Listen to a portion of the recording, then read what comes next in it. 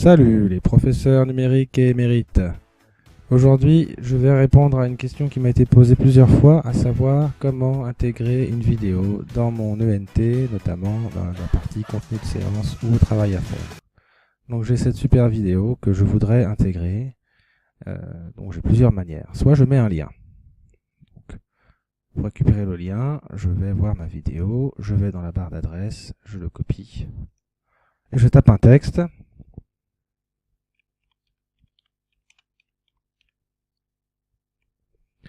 Je surligne le texte et je clique sur l'onglet lien qui doit être quelque part par là. Voilà. Dans le protocole HTTP, je colle bêtement mon adresse et hop, magie! Quand je clique sur le lien, ça va m'ouvrir la fenêtre de ma vidéo. Ensuite, si je veux que ma vidéo soit directement accessible, parce qu'il n'y a aucune raison qu'un élève qui a un iPhone et qui a du temps devant lui aille cliquer sur un lien s'il n'y a pas quelque chose qui l'intéresse. Donc je peux rendre mon lien directement accessible et intégrer ma vidéo à mon contenu de séance en utilisant la fonction source. Je clique sur source, je passe alors en mode code, c'est-à-dire que je suis en HTML. Je me place à peu près à l'endroit où je voudrais que ça apparaisse, sachant que ces petits symboles-là sont des sauts de ligne. Et je vais sur ma page YouTube et je vais dans la fonction partager. Là, je vais retrouver la fonction intégrer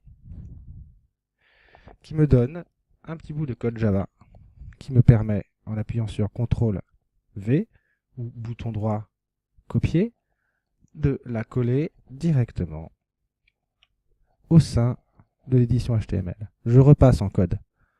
Je repasse en mode normal et je vois qu'il y a un cadre qui apparaît, un cadre iframe, qui va recevoir ma vidéo. Je valide.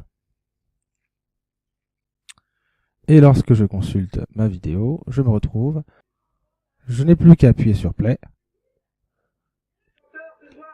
Et magie de l'informatique, je n'ai plus besoin d'aller chercher mon petit lien ici.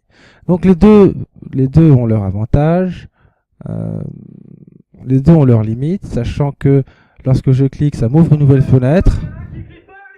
C'est peut-être plus pratique.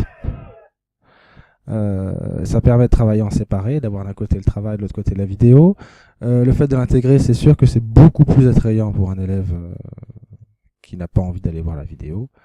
La fonction intégrée est d'autant plus intéressante qu'elle vous permet d'intégrer n'importe quel contenu, une image, une vidéo ou une application Learning Apps par exemple, dont nous parlerons bientôt. Voilà, donc si tu n'as rien compris ou si tu as vraiment besoin d'aide, tu sais que j'ai appelé les bisous,